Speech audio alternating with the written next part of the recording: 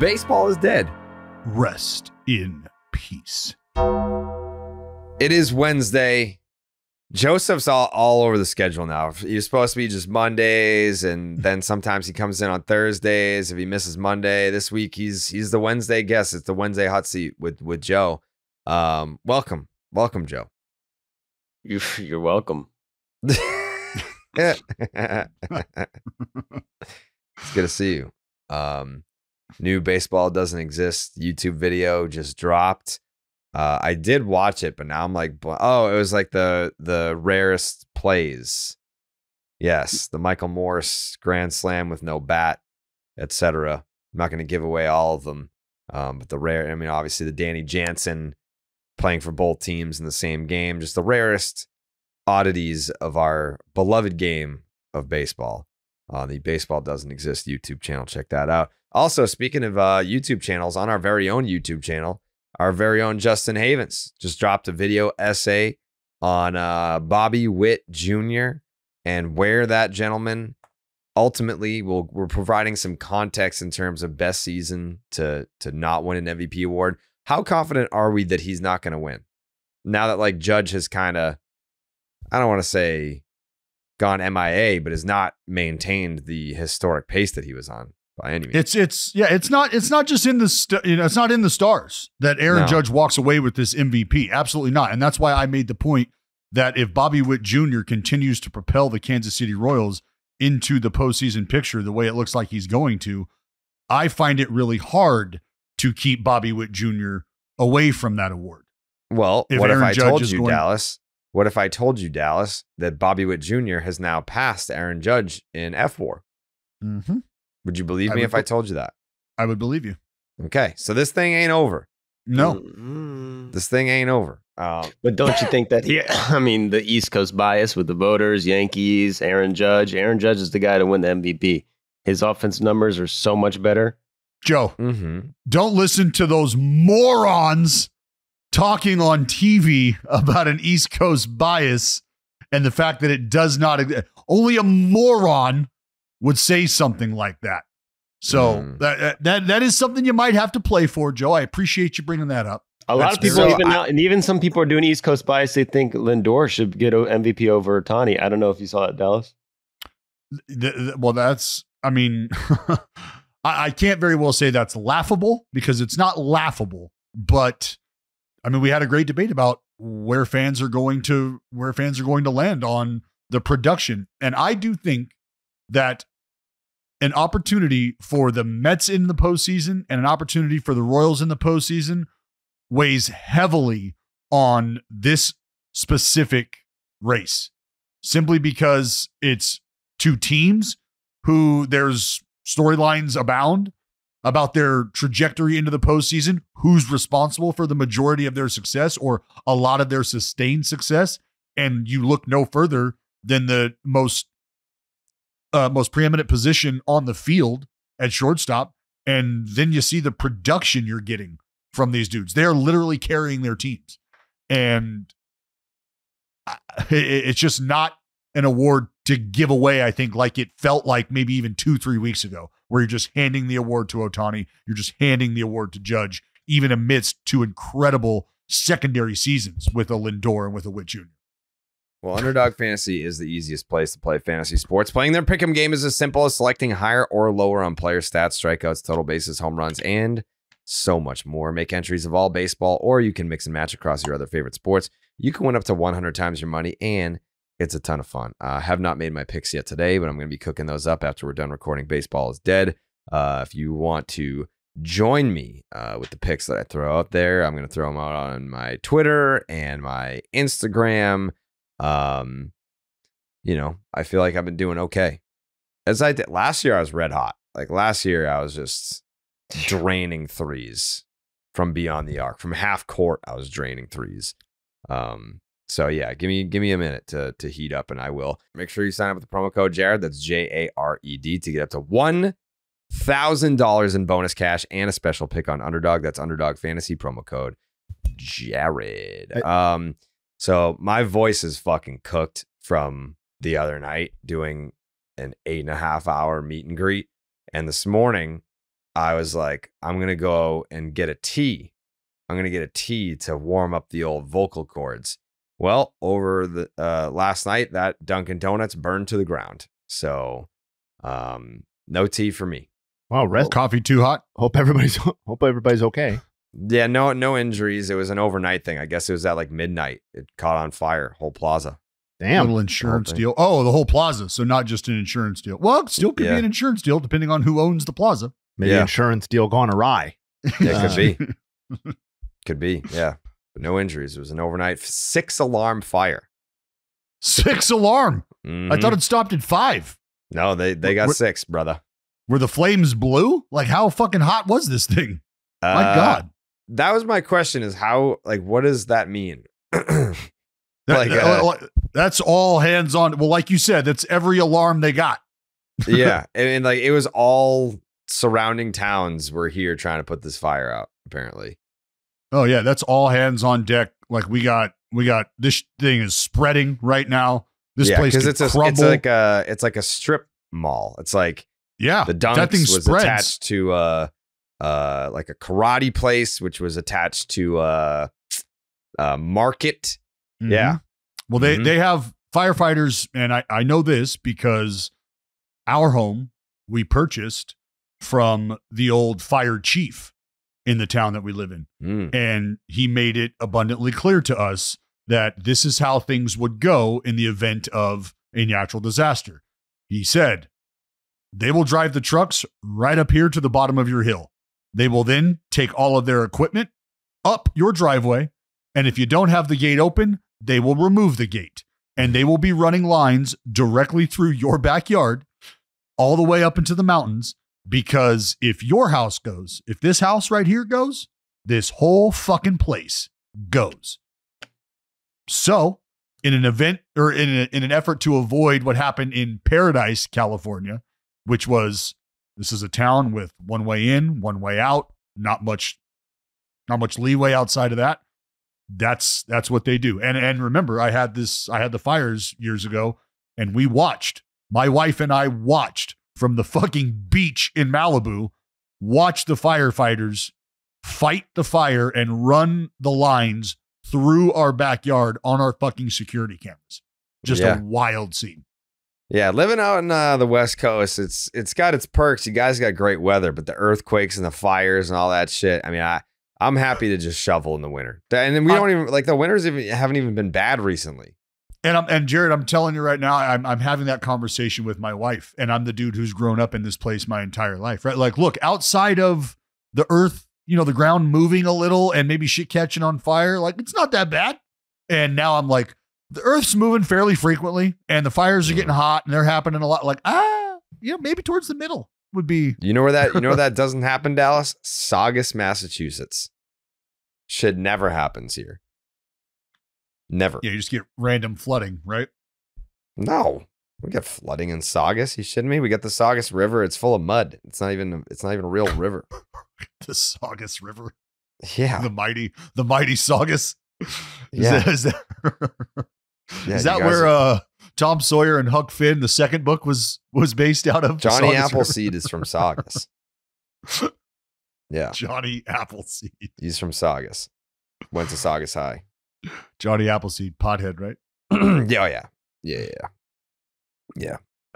But anyways, it is now the second week of September. We have Joseph here. Do a quick little standings check-in because the Braves. That feels pointed. Well, I mean, is Joe not the resident Braves guy, or is he not? He is. Yeah. Okay. So we've got a little tie here with the New York Mets and the Atlanta Braves clinging to that third wild card spot, the 6th seed in the National League.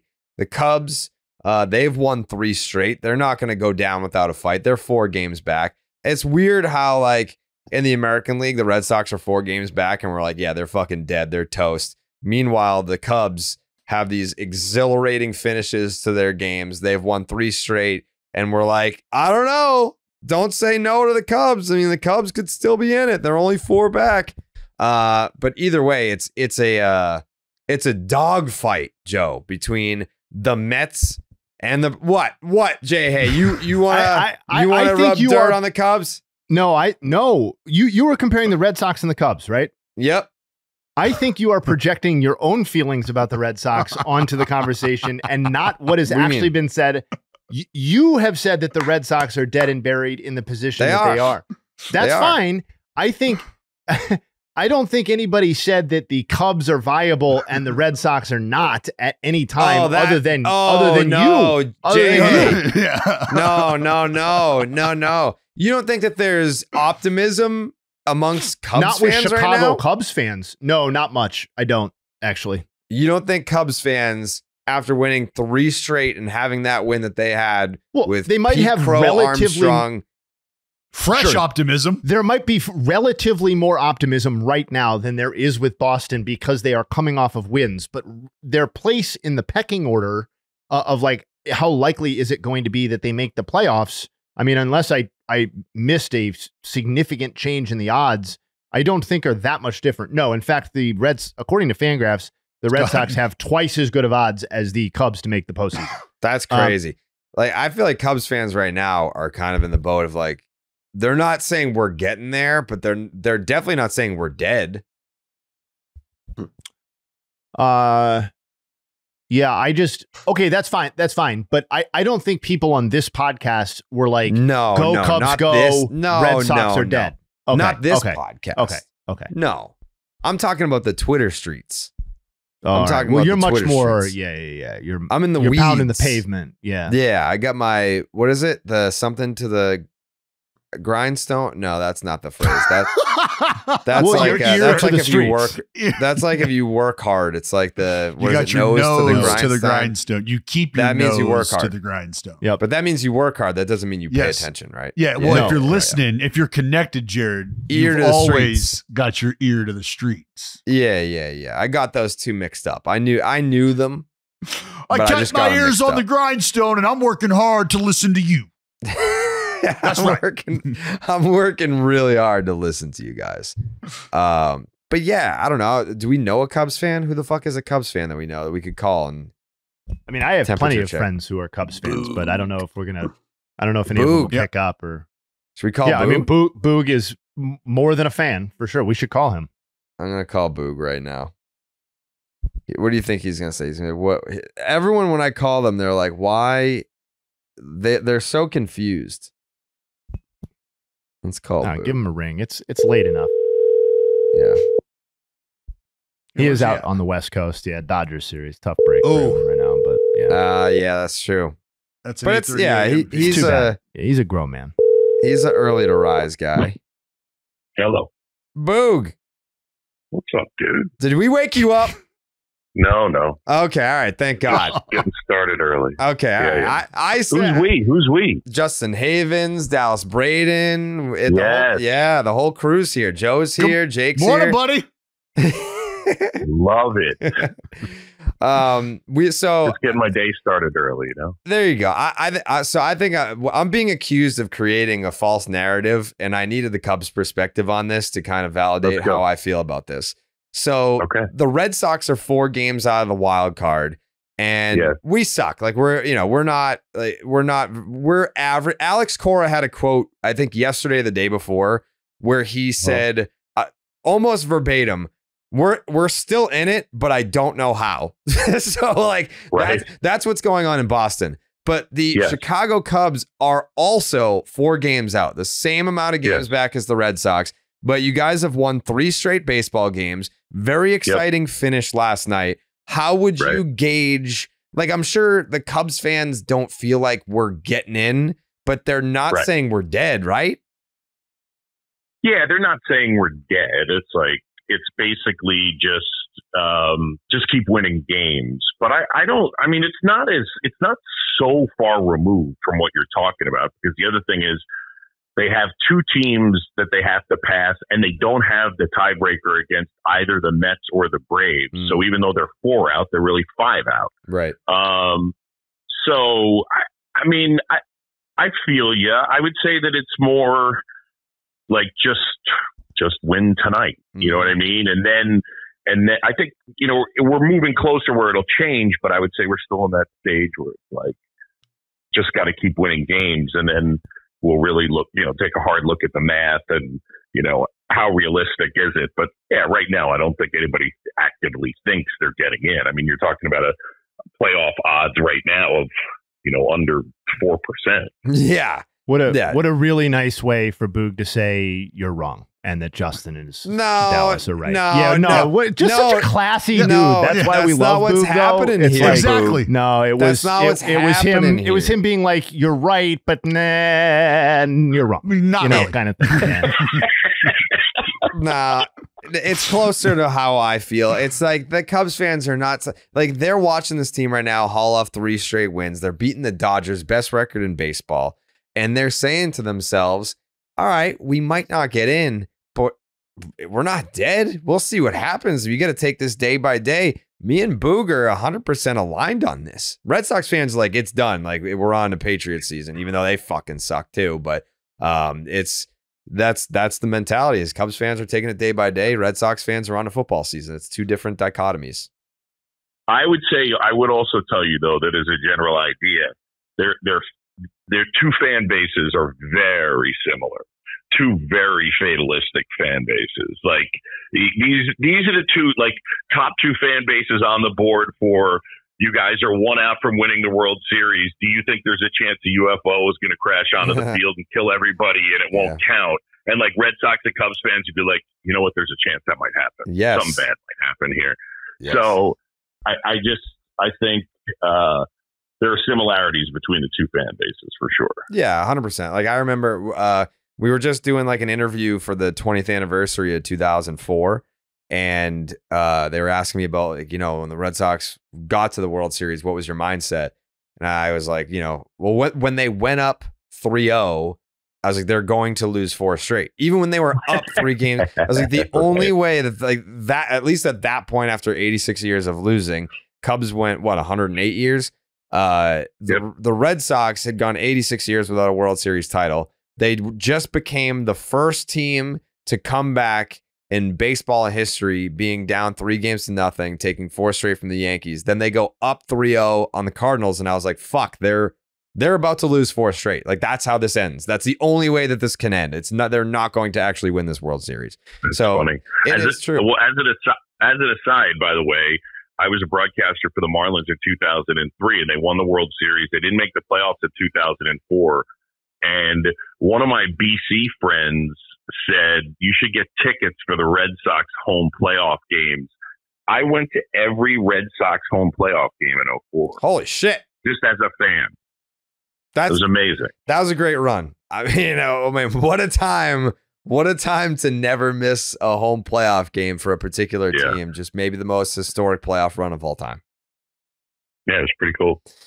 Are you guys all okay with each other? I don't like being parachuted in the middle of this and then everybody's upset with each other. It's just one of those things where they gang up on me. And you've got Dallas, the former player. Almost like, never happens. I played, so I know and you don't. And then you have Justin Havens, and he's like, I used to research for Baseball Tonight. And then it's like I'm a man on an island by myself. So I need to fly in the big guns. I'm like, Boog will have my back, and you did. And it backfired. And he did. Yeah. And that was a bad idea. Yep. So thank you. Dally, by the way, you got it. The Cubs have been using a Taylor Swift candle, but things got a little crappy, and I was like, this is going to hurt you and your wife. But I said, I was thinking maybe you guys should switch it up to a Sabrina Carpenter candle. And everybody was like, who's Sabrina Carpenter? And I was like, what are you guys, what's going on with you? Terrible. That was actually the first one I fired off, unbeknownst to me, was a Sabrina Carpenter lyric. I had no idea where it came from either. So I fired that off, and my wife was like, hey, that was actually great. And I was like, what was? I love it. Yeah. So I don't know. That's amazing. Yeah. No hang idea tough, what Boog. Okay. Hang tough, baby. All right. All right. I will. Boog Sciambi, Love you guys. Voice of the Love Cubs. you. Thank you so much. We'll be in touch. See ya. Go Cubbies. There he is, Boog Sciambi.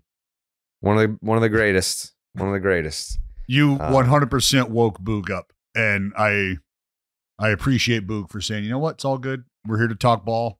in my undies, no problem. Yeah. Yeah, no, you woke Boog up by being on the wrong side. I had to call him because of you. You were looking for help, and unfortunately, Jayhay and I just pulled a fucking natural disasters, earthquake and typhoon, just fucking boom, boom, boom, and it didn't work. You'll get him tomorrow, dude. It's fine. No, I got him today. Still. Jake, write that down. I got him today. I'm happy about that. It's all right. I'm getting a little sick of these kerfluffles in baseball. If you're not going to throw punches, then sit your ass in the dugout. Did anybody else want to see? Like, I was really curious. I was like, is Bryce Harper like this? Is going to tell me a lot lot about him right now. He's about that action. Well, no, not about that, because I believe he is. We know he is. We know he is. Ask Hunter Strickland. He's about that action. Ask Jonathan Papelbon. But I was I'll beat the fuck out of him too. Out of Pap? Yeah.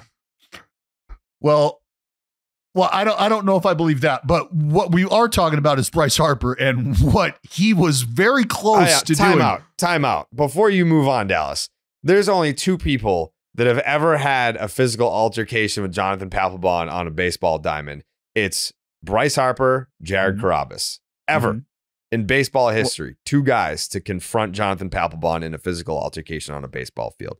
It's Bryce Harper, Jared Carrabis. Did you touch Jonathan Papelbon? Yeah. Did you hit him? They didn't put it in the video because they were like, oh, this is a charity game, dude. No, for sure.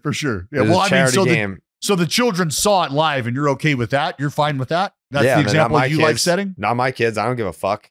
I set a good example for my kids, and I told them not to come because I knew I was going to beat the shit out of Papelbon that night. I hope there's certain sets of children that aren't listening to this right now, because that's definitely not. That is, Jared. There are kids that listen to this. I discovered that recently. You got to love all children, Jared. You got to love them all. Yeah, I guess. Even if they're not yours. That's right. That's right. That's how that goes, pal. But you can love them like they are. Yeah, but we're going to stop there for you. Okay.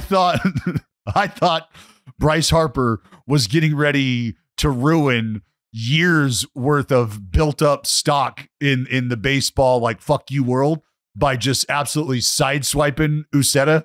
And he didn't. And this is why I wanted to say that, because Bryce was like, he's like that detective in the movie who's hunting down the bad guy and has every opportunity to take advantage of a very gray legal loophole, but his integrity won't allow him to do it, right? I've got to catch you the right way so this sticks. And Bryce is like, I'm going to fucking turn around, you son of a, you fucking turn around. And and he was like, nope, who said it's not turning around? Not going to look at you. Not going to happen. Yeah, I thought Harper was going to fucking engage, clean him out.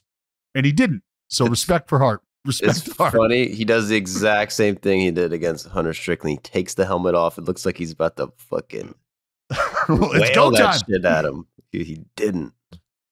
If I could rewind one big league fracas, it may be the Bryce Harper, Hunter Strickland, and just have, hey, either lose the lid now or hold on to it and take that out there with you. All right? Ready, go. Like, Bryce Harper. Does he cock his hand or he just takes? No, he doesn't cock his hand. No, I was pantomiming that because you could see him, like, he walks up and his arms are by his side. He's not like, trying to confront him like that. What's the point of taking? I mean, walk me through that, Dallas. Take me inside the brain of an MLB player. What's the point of taking your helmet off there? Kind of like having a hooded sweatshirt on, or like having a shirt, like, think about a hockey sweater getting yanked over your head. Why do they do that when they fight? To discombobulate your opponent. It would be the same thing. Like, the last thing I need is to get ready to fire, and now I've gotten hit or whatever. I'm bumped and the helmet's like covering my eye or whatever. Like, I think you just do it to try to clear yourself of any hindrances. On the football field, you are taught on the football field, as soon as something like that happens, you strap up, you put the lid on, and now we go. Because Bryce, he made a beeline for the mound, and then he stopped and thought better about it because he's like, wait a second. He's not looking at me. No one is here to stop me. Well, he's not Jared, he's coming up behind Uceta.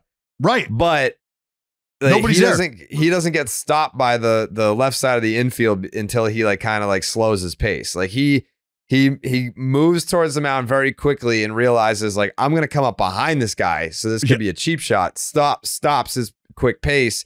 Then he gets stopped by the infielders. Yeah, so he gets moved away. I would have loved a fucking Bryce Harper creep up and just a tap tap tap right on the shoulder, and Uceta turns around, and then it's just over. Yeah, like hey, it's me, Bryce Harper, dude, who is about that business. And then the next thing he sees, Uceta's getting woken up by the fucking Philly fanatic. Like, yeah.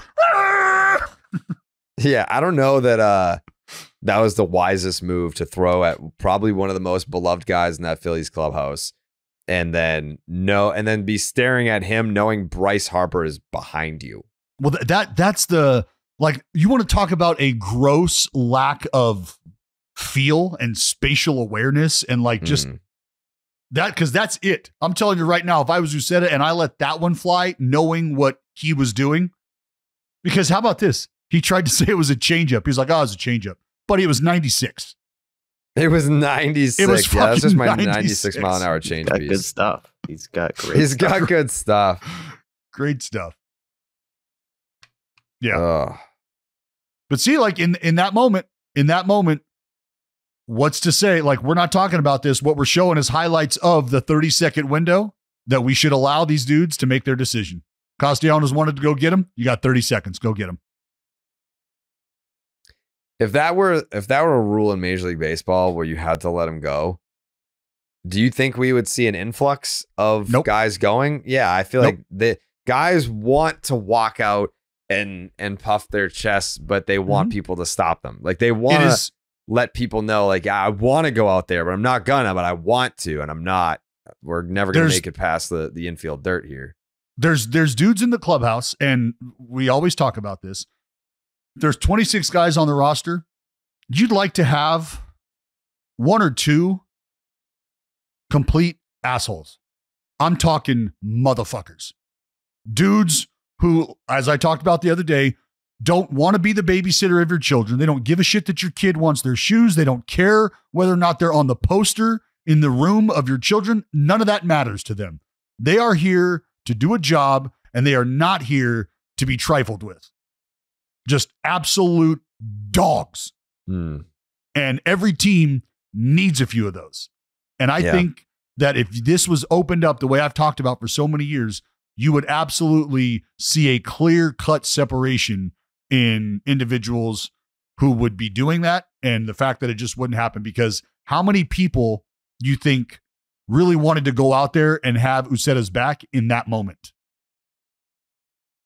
You mentioned what you do Phillies because you're a teammate. You mentioned the Phillies being some dogs, Dallas, and I agree with you. They are. The Oakland A's last night were some little puppy dogs, and it resulted in a win. Yeah, I said it. No. The Oakland A's bunted 3 consecutive times in the top of the 12th inning to score 2 runs. I mean, shout out to Hector Neris, who just threw a ball into the ground on a play at the plate there. But walk me through how a team bunts 3 consecutive times. And like Butler was one of them, right? He was the first one? No. He didn't?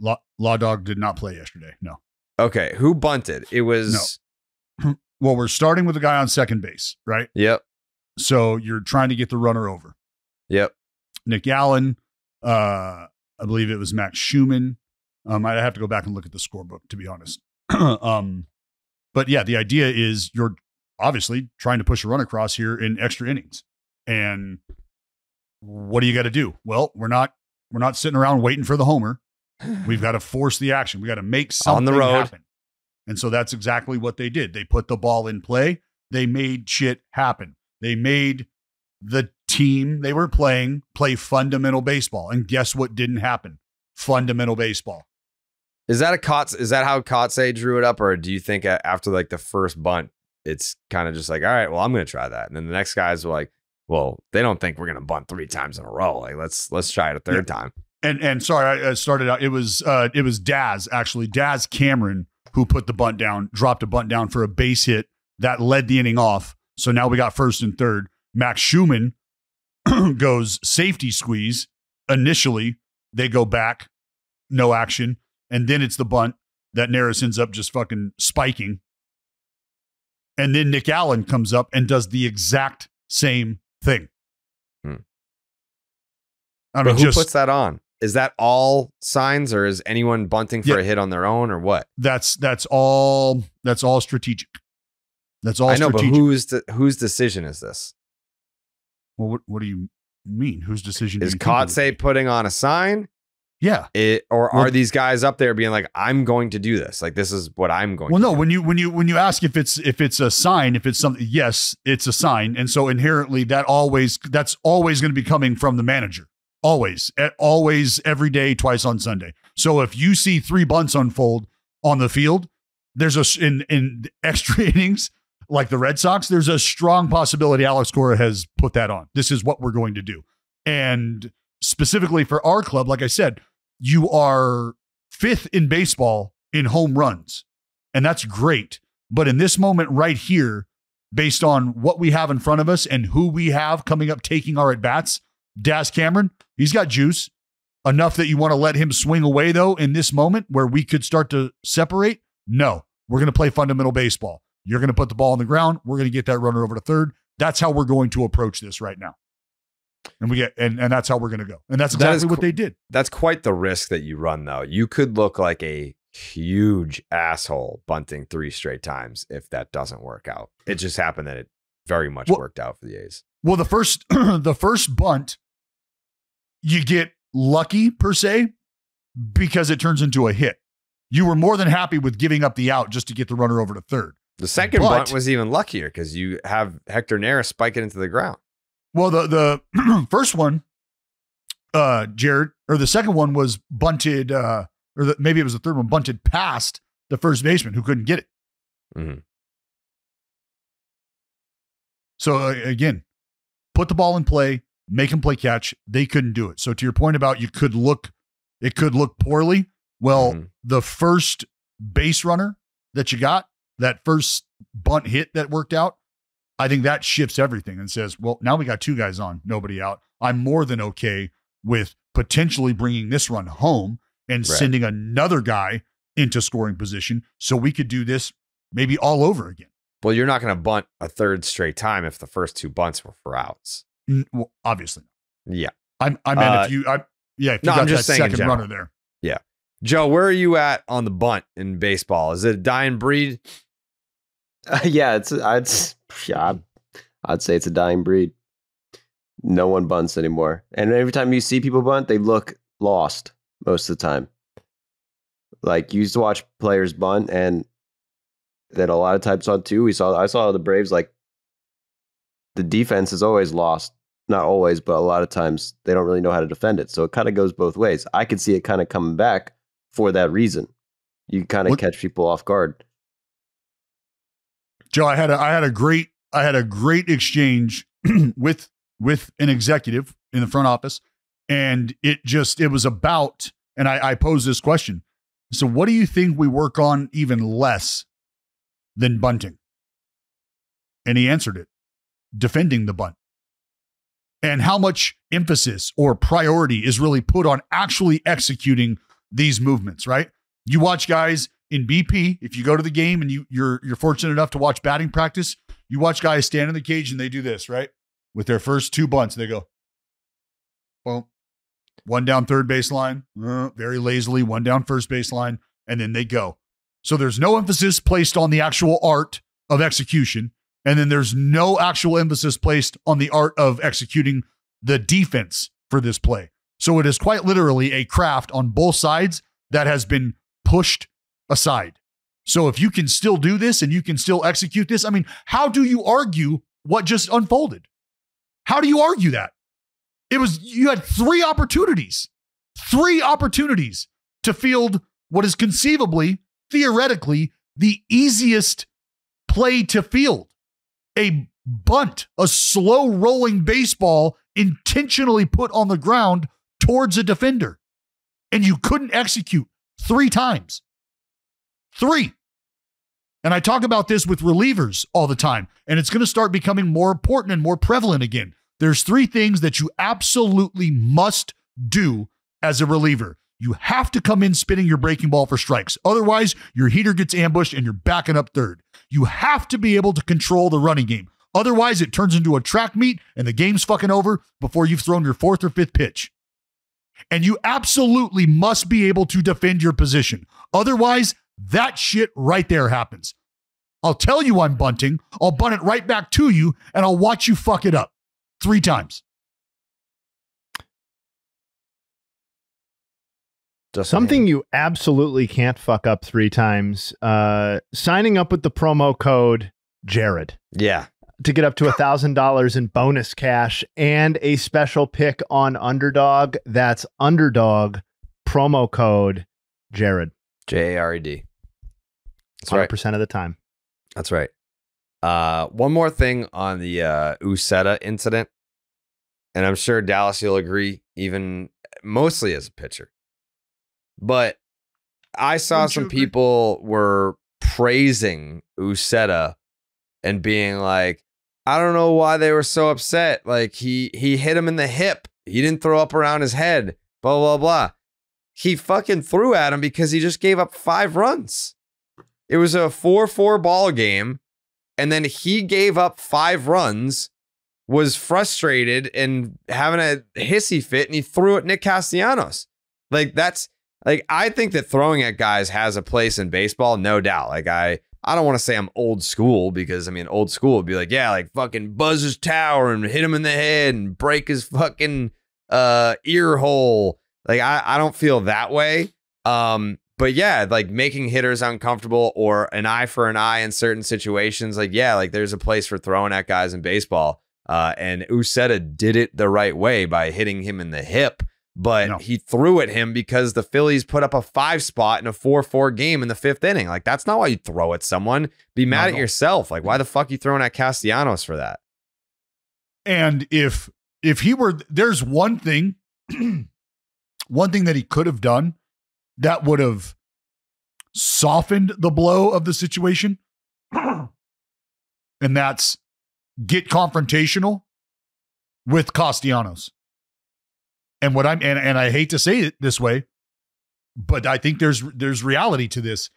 If you're the dude who does what he does and doesn't go after the guy that you just drilled and allows your other teammates to endure the big league fracas, if you will, because what if somebody actually does take things a little too far and someone clips somebody and now that player is out? How would you feel if you're Uceta?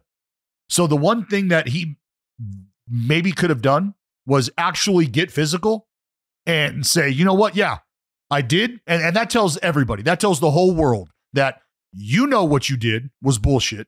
You know what you did was childish, but at least you're willing to go to this length to stand up for yourself in that moment. Like, I don't know how to process that, but it's like, that's the one thing he could have done. Maybe. Where his teammates are like, well, he is a piece of shit for that. We don't agree with that. But you know what? At the end of the day, he went and got it himself. Wow. So listen, he may be a piece of shit. We may not agree with him, but at the end of the day, at least he's a stubborn piece of shit. You know what I mean? And really dug in. Well, and that's why I get your point, but no, Jayhay, there's no, like, it doesn't make sense. I'm not trying to make it make sense. It's like, what could he have done? Well, nothing, because to your point, Jared, you don't want anybody down there in the bullpen with you that could implode like that and basically take the team's effort and the team's game into their hands because they're bitter. Like, what? Well, the fuck? now if the Phillies throw at someone on their side, it's like, now I have a target on my back because you suck. Like, that's why I'm going to have to wear one tomorrow because you fucking suck. Like, how is that an eye for an eye? Like, it should be you up there. Take the Amir Garrett instance when he charged, right? And that wasn't intention. He wasn't drilling anybody intentionally or whatever. But the idea is, if that's going to be the vocal stance you're taking, show me. And Amir did. Uceta, not so much. Yeah. In this very same game, though, Kyle from Waltham, Kyle Schwarber, set the Major League Baseball single season record, hitting his 14th leadoff home run of the season. He did leave the game with an injury, so we hope that he's okay. Comes back real soon. The Phillies are definitely going to need him if they're going to go anywhere and do some damage in the postseason. But worth noting, 14 leadoff home runs for Kyle Schwarber this season. Who had the record? Was it Ricky? No, Soriano. Alfonso? Yep. 13. In 2003 with the New York Yankees, Alfonso Soriano hit 13 leadoff home runs.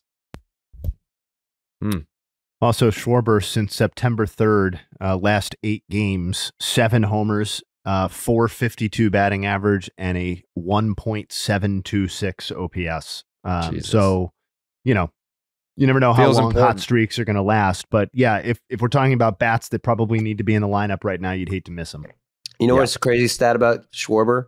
And this is the guy who last year, his batting average was like 110 the whole year. You know guess what his batting average against lefties is this season? Damn it, Joseph! God damn you! God damn you! Why? I know what it is. I know what it is because I'm gonna go ahead, say it.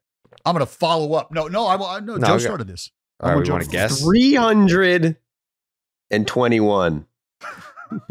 That's just not how you say batting average. He's batting 321 against lefties, man. 321 against lefties. Yeah. So I was actually going to pose this question, and it sounds like you guys will already be led down the road to the correct answer. But outside of Yordan Alvarez, do you know who the most prolific left-handed hitter against left-handed pitching is? Shohei. Matt Olson.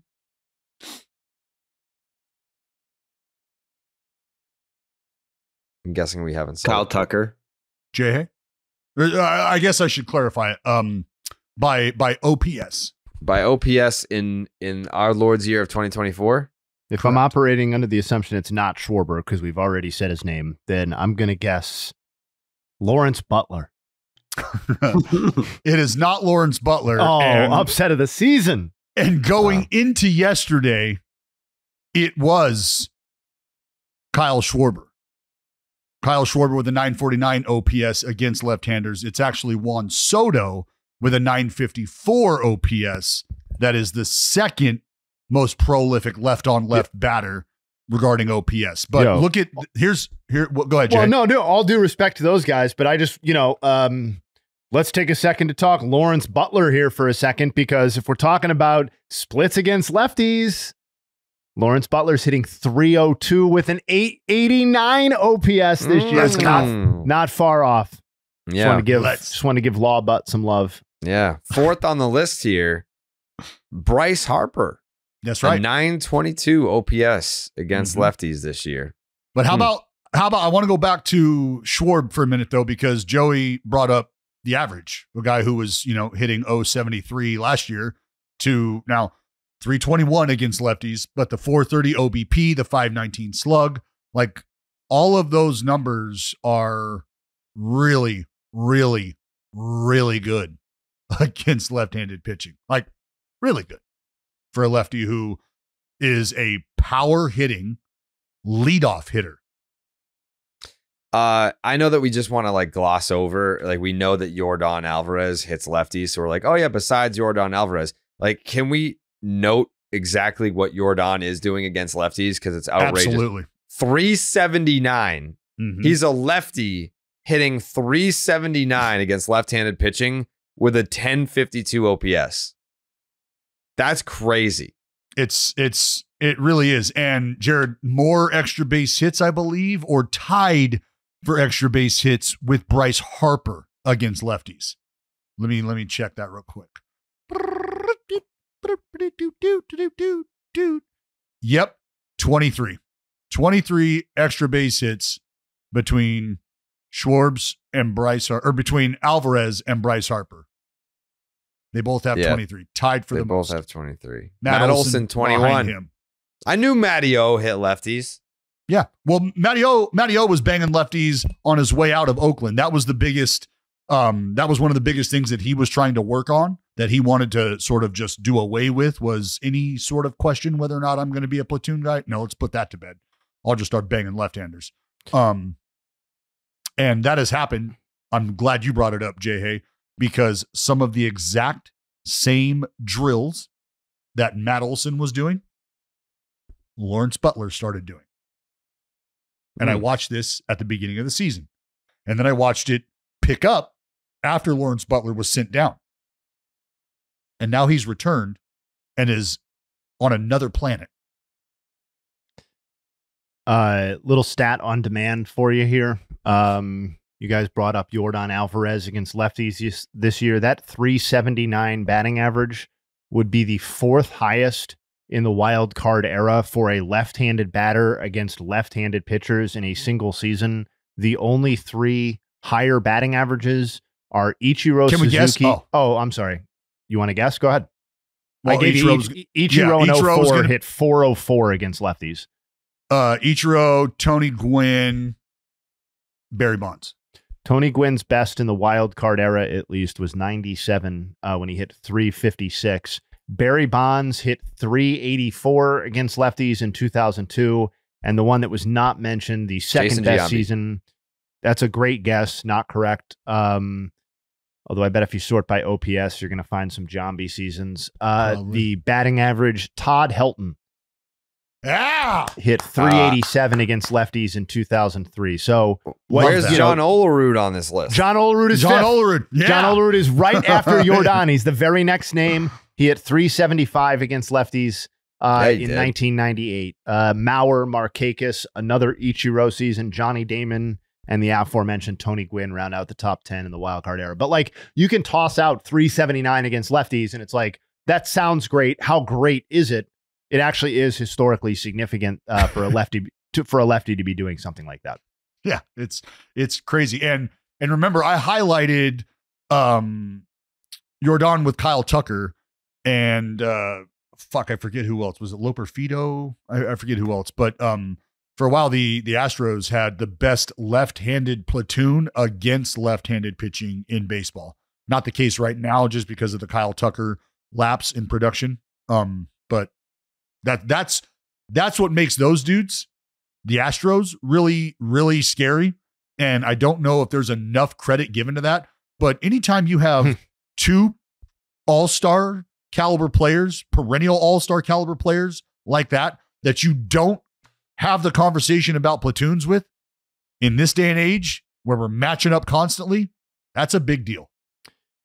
Guys, I don't mean to be so red hot right here on a Wednesday, but little stat on demand for you. Yordan Alvarez's career OPS against lefties is 969. It's against lefties, 969.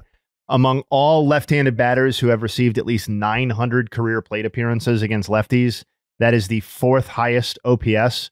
The only players with a higher career OPS against lefties among lefty batters, Babe Ruth, Barry Bonds, Lou Gehrig. Jesus. Jesus Christ. How did Poppy do against lefties? Let's see. Punched out. David Ortiz's career OPS against lefties was 817. So with the understanding that Poppy received way more career plate appearances against lefties than Yordan has, like way more, it's a gap of about 150 OPS points. If I were to ask you, Jayhay, what do you think John Olerud's career wins above replacement was? What would you say? High 40s, low 50s. Dallas? I was probably going to say 44. Joseph? 43. 58.2. Like borderline. Borderline Hall of Famer. Yeah. Yeah, he's right there. Like, I don't think he's in, but like he has a much stronger case than some other guys that people cry about not getting in.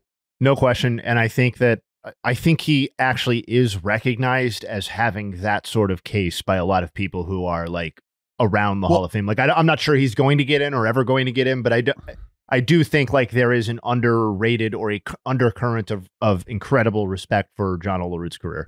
Well, I mean, it really, when you start to look at like benchmarks and accolades and shit like that, like individually, okay, so he doesn't have 300 homers, right?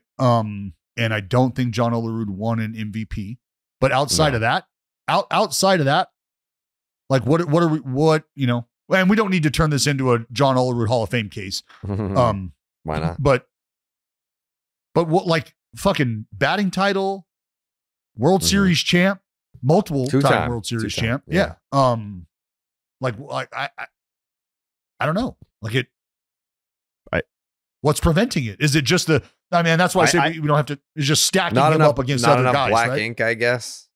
I think that's absolutely one thing. It's a bias against first basemen who their profile is like him. Like for a long time, the first baseman was 35, 40 homers, middle of the order. And he was middle of the order for a lot of his career, but in a much different way. And, to the black ink point too, like, I just don't know if a guy who made a significant defensive contribution at a non up the middle defensive position is ever going to, like, Keith Hernandez runs into a similar problem with his Hall of Fame candidacy. And off the top, I don't think Keith Hernandez's offensive peak looked anything like what John Olerud did, or at least the duration of it. Like, John Olerud had damn near a 900 OPS for an 11 season run.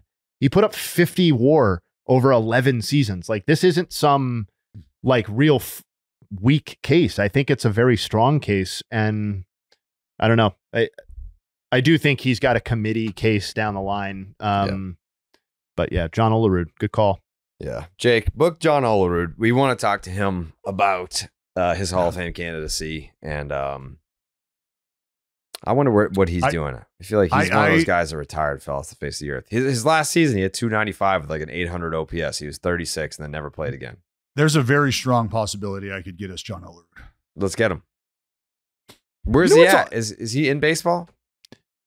I'm not sure. I think he lives in Seattle. You know what's kind of weird about it too is that I know they were that two of the three, I guess, are non-glamour markets in the, very US centric view of it, or East Coast view of it. But like he was on elite Blue Jays teams. He was on relevant Mets teams, like maybe not World Series winners, but like Mets teams that didn't suck. And he was on like a record-setting Seattle Mariners team. So it's just kind of funny that like, and he was on the Yankees in 2004. Correct. So I know that was at the end of his career, but he, in the prime of his career, he was on lots and lots of winning teams.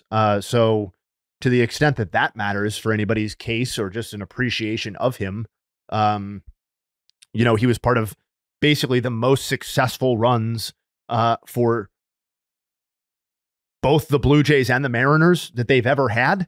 And the Red Sox. Red Sox legend, John Olerud. Yeah.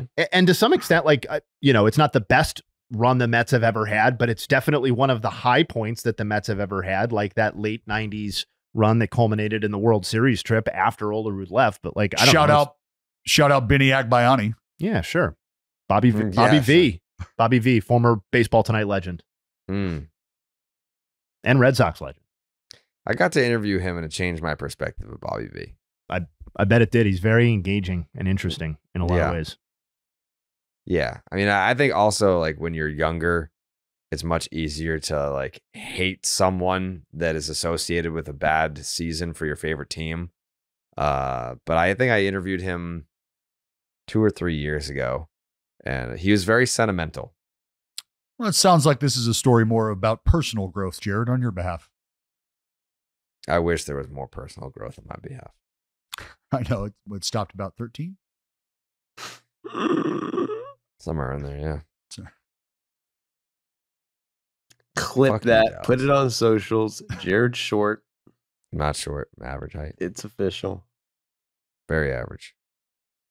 Manny Machado is now the San Diego Padres all-time home run leader. Let's see. Did Don Orsillo crush his call? I bet you he did. It's what he always does. Crushes every call.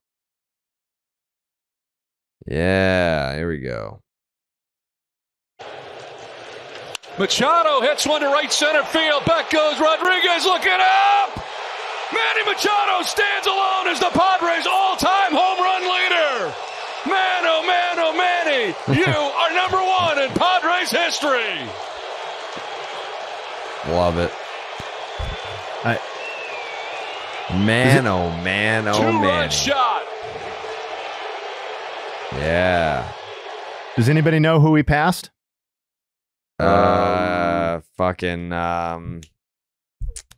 it's the fucking Dave steroid Winfield guy. No. No. Who won the MVP? Caminetti. Yeah, King Cam Caminetti. Caminetti. King Caminetti? No? I think I could give you guys the rest of the podcast. Chase Will Headley. Myers. Nate Colbert. Ooh, yeah. Ooh, yeah. Never in a million years. Nasty Nate Colbert Got it. was the franchise leader in home runs. It is crazy how low the threshold is for the Padres career. Like, if you're wondering, is Manny's mark the lowest for any team? The answer is yes, and it's not even close. The next lowest career home run total record is, I believe, the Diamondbacks and Luis Gonzalez at 224. So we're talking about literally 60 full more homers. And that's with the additional context that the Padres have existed as a franchise since 1969 and the D-backs have existed since 1998. So the Padres had basically 3 decades of head start as a franchise. And their all-time record is 164. Like, it's just crazy. It's like Nate Colbert, previous franchise record holder. Go pull up his baseball reference page. I just did. 173. He hit 30 homers twice. Yeah. I mean, he had a run there where he was like a legit offensive threat, but just as your all-time leading home run guy, it's just kind of crazy. Yeah. Mm-hmm. He had 5 years where he hit 20 plus homers, 24, 38, 27, 38, 22. And that was the last time he hit 20 homers. I'm trying to search my brain right now because Don Orsillo said Manny Machado stands alone. Like, I feel like he's like how I said he's back and he's back big. I was like, he's used that call before. He used it when Manny came back. I think the stands alone call he's used before, and I'm trying to remember what record that could have been where someone could have stood alone. So I have David Ortiz's home run for when he broke the Red Sox single season record for home runs. I want to see if I'm right. I feel like 50% confident. I don't know. In his career, and Santana has given up 23 home runs on the season. The road to 51. It seemed a long way away for a while. Not so far away now. He's got 50 home runs, 130 RBIs. Drives it to deep right. Back goes Kadire. It's up, it's gone. A new Red Sox single season record for home runs. 51 as David Ortiz now stands alone. Nailed it. Nicely done. Nice Nailed recall. Nailed it. This guy knows Donnie O. This guy's heard some Donnie O in his life, you know? But congratulations to Manny Machado for his 164th career home run with the San Diego Padres. It's big time. You can watch Manny Machado play games with the San Diego Padres if you download the Game Time app. I know that. If you're using Game Time, we got a great promo code for you. Game Time has a new feature called Game Time Picks that makes getting tickets for your favorite live events even easier. Game Time Picks filters out the fluff to show you only incredible deals on great seats. You don't have to waste your time searching through thousands, and I mean thousands of tickets. I'm probably going to go to a couple more Red Sox games before the season's over. I'm not ready to put, I'm ready to put the season to bed. I'm not ready to put my like Red Sox attendance in 2024. Sounds like you still got some hope, buddy. Sounds No, like you're I just walking wanna back go. the Boog No, stuff already. That's no, crazy. you're a New England guy, Jay. Hey, I am. like the falls in the Boston area. I mean, just going outside and like it just kind of like the cold air just nicks your face a little bit. It's not like cold to where you're like, oh man, why would I go outside? It's freezing. It's like, no, the fall air and just getting a little taste of it, knowing that I'm not going to get to see Boston Red Sox postseason baseball. Dude, that's fine. I totally understand. And Yeah. there's nothing that makes me sound older than saying that there's no better season than fall in New England. Mm-hmm. It's That's just the right, best. Dallas. Pack up your shit, you fucking geek. Time Oh, to the move to Boston. The fall chase when the Yeah, dude. leaves turn and It's- tell the What world. do you know? Boy, if What do you you haven't know done a about full- if you- foliage? If you haven't done the fall Wait a minute. foliage in New England, I mean, what a poor life. What Mhm. a empty shell of a life. Mhm. Preach, dude. I find some way to battle through the sunny and 74 in December in California. Shut and up. Mm. that's Yeah, all it's I'm just- trying to do. Just kind of Game makes time you picks soft. curation. Yep. Makes it easier to save even more on sports, concerts, comedy, theater, and more. Speaking of concerts, maybe what is it? A week from today, Post Malone will be at Fenway. Jake, are you gonna try to go to that or not? I was thinking about it. I heard he's doing the new country album mostly, so that I like his old stuff a little bit better, but it would still be probably pretty fun. Yeah, maybe we'll go because I mean I like both. Toggling this feature, the all-in pricing shows you the total up front with no surprise fees at checkout. Get a panoramic view in your seat in the app before you buy. The lowest price guarantee or Game Time will credit you 110% of the difference. Game Time ticket coverage, your ticket is purchased. Your purchase is covered with the most flexible customer service policy in the ticketing industry today. Take the guesswork out of buying tickets with Game Time. Download the Game Time app, create an account, use the promo code BID for $20 off your first purchase. Terms apply. Again, create an account, use the promo code BID for $20 off. Download the Game Time app today. What time is it, Dallas? Game time. It's game time. It is a game time.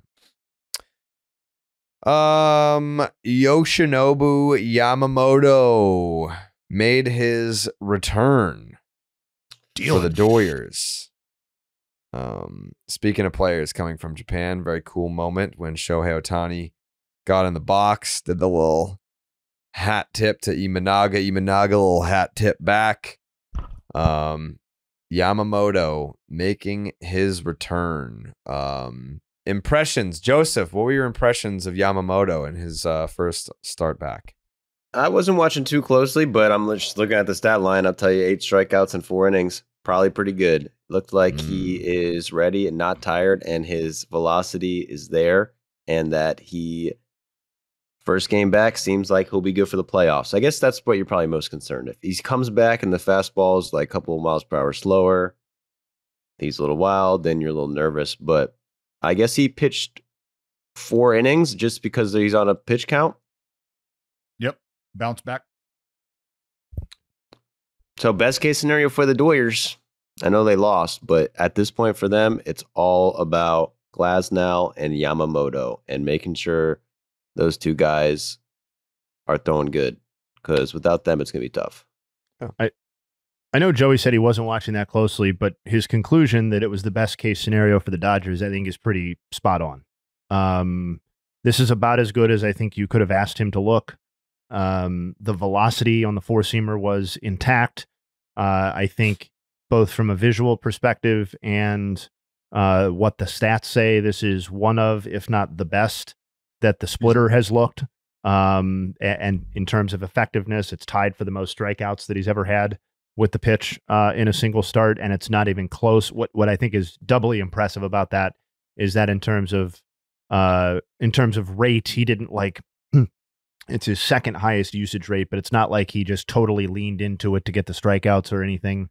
And yeah, I think this is great. If you go back to what he was doing right before he got hurt, since the beginning of June, he's now on a 19-inning stretch where he's given up 2 runs and 23 strikeouts with 4 walks. So, you know, there's still the build-up factor, but I think it's hugely encouraging.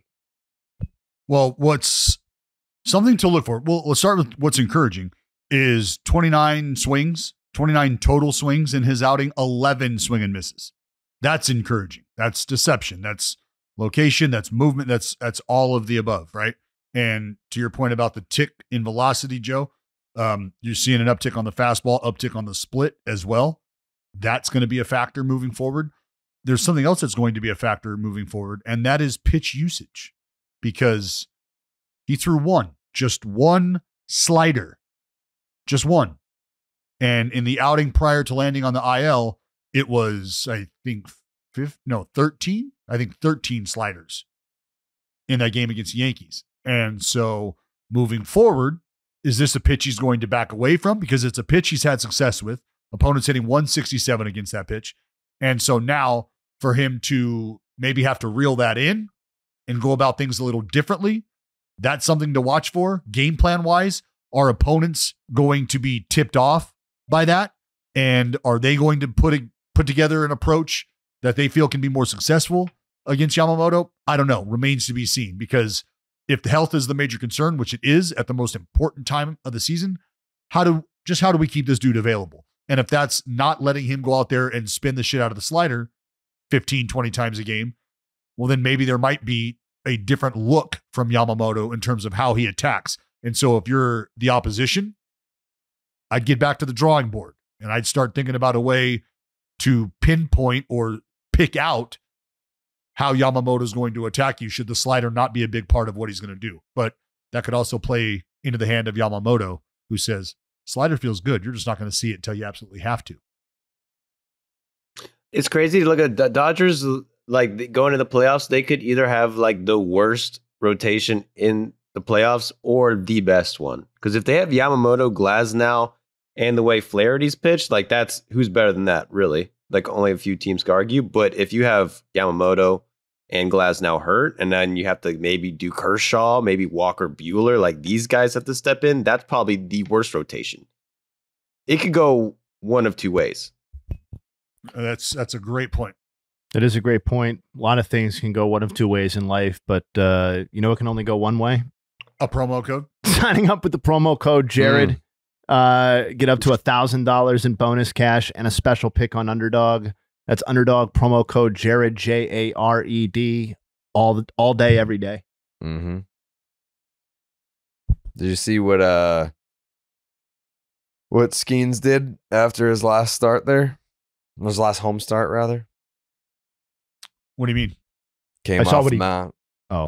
He gave the base. He had the baseball in his glove. Walked off and handed it off to a kid that was sitting by the dugout. Kid like melted.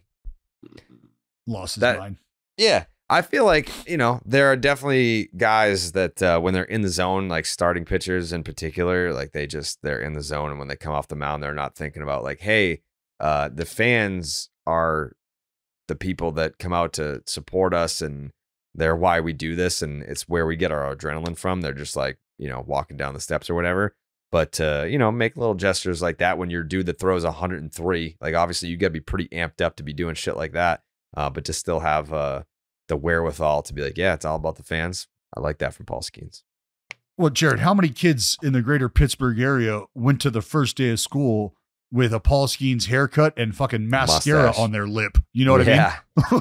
Like Paul Skenes is the fucking dude that every little guy in Pittsburgh wants to grow up and be like right now. Like it's just so you get it. And it's great to see it's great to see him acknowledge stuff like that in that moment. Just do stuff like that. It's really cool to see young guys get it. That's what's special to me about that. Is it's not just Skenes is making acne cool again, and the kids are coming in and they're not wearing the pimple patches anymore because of Skenes. Yeah. He's influential in many ways. It's not just baseball. It's not just fastball. It's off the field, big statements. Just be yourself, Joe. Be comfortable in your own skin, literally, right? 100%. I saw Money Michael Harris last night at the Braves game. Whoa. Made it freaking malfunction for a second there. What? Money Mike. Money Man Michael, center fielder for the Braves. 2 home runs, gave a ball to a kid. Kid dropped the ball. Oh! Cried, was not happy. Money Mike came back the next inning, handed it to him, and made his freaking night. Tell you what, man, Money Mike, you got to tip your cap. That's just... Did the kid have a glove, Joe, and dropped it with the glove? Yeah. What sort of lesson is that teaching the kid, really? I wonder. Jayhay, I was just going there. What a shame. Country's gotten so soft. Soft. Yeah. It's true. Wow. The kid had like 3 balls already at that point, too. I believe. Oh, my God. Rich get richer. I know. I got no balls out there, man. Clip it. They just give them to the kids.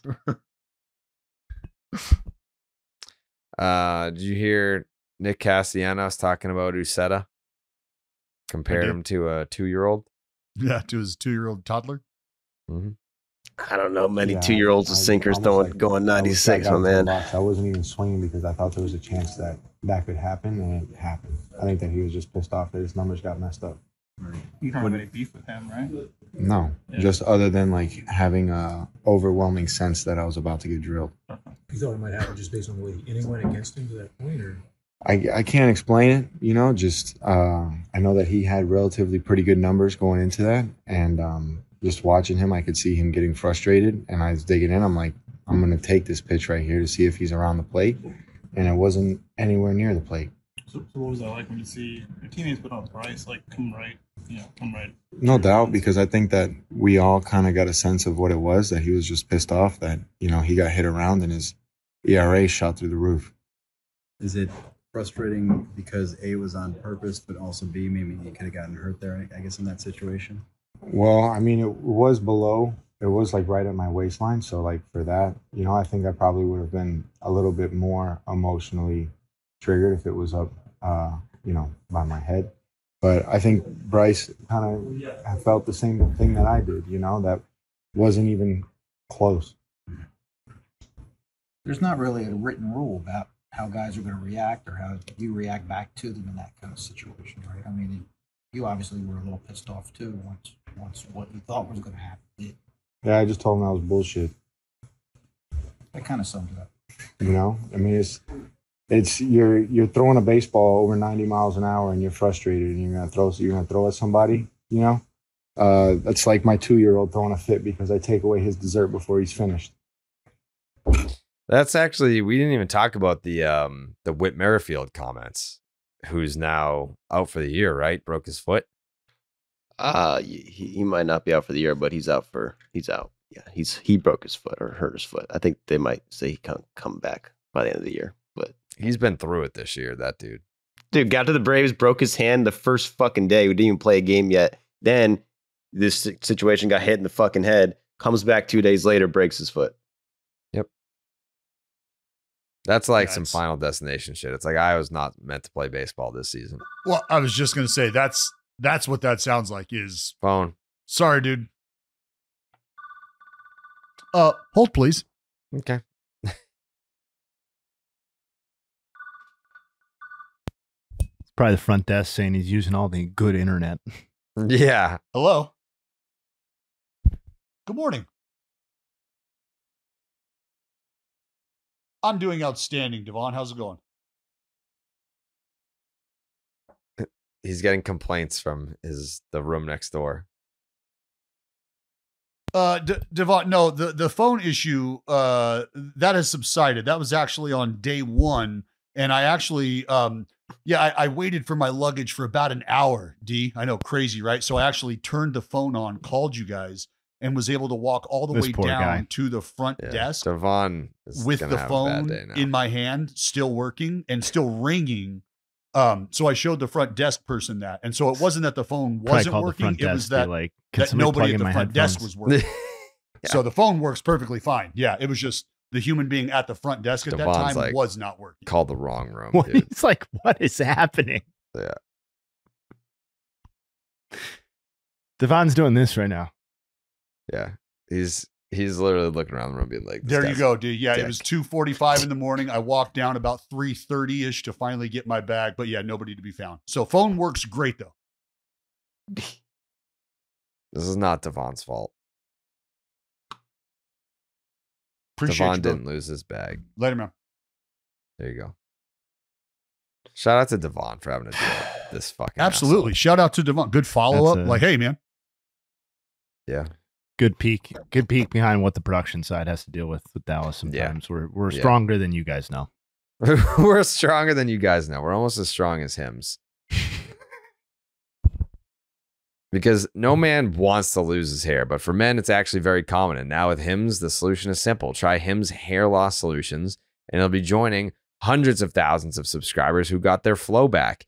Hims provides access to a range of hair loss treatments that work all from the comfort of your couch. Hims makes treating hair loss simple with doctor-trusted treatments, options, and clinically proven ingredients like finasteride and minoxidil that can regrow hair in as little as 3 to 6 months. They offer personalized chewable, oral, spray, and serum treatments so you can find what works best for you. The process is simple and 100% online. Just answer a few questions, and a medical provider will determine if treatment is right for you. If prescribed, your treatment is sent directly to your door. Hims has hundreds of thousands of trusted subscribers, so if you feel like you're losing part of yourself with hair loss, get Hims and get your confidence back.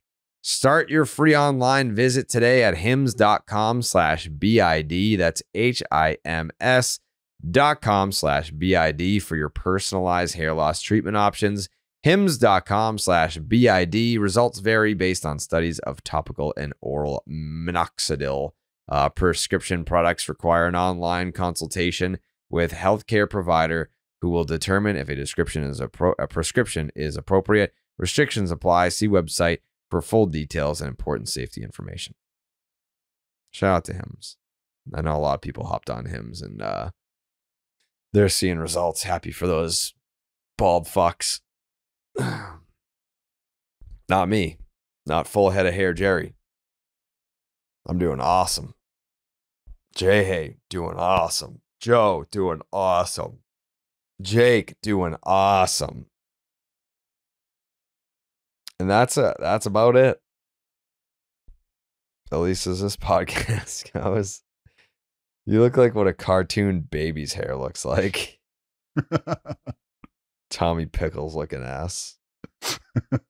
You ever seen the cartoon The Snorks? No. It's all-time cartoon. My kids are grown. All-time cartoon. Come along with the Snorks. Yeah. No, not into it. Talk to me about Ronaldo Lopez, Joe. What's up? They're calling it a little bit of shoulder tightness. Mm-hmm. Some inflammation in the shoulder. IL or no? We're just doing MRIs. IL. It's official. 15-day IL. Shit. So today. Today.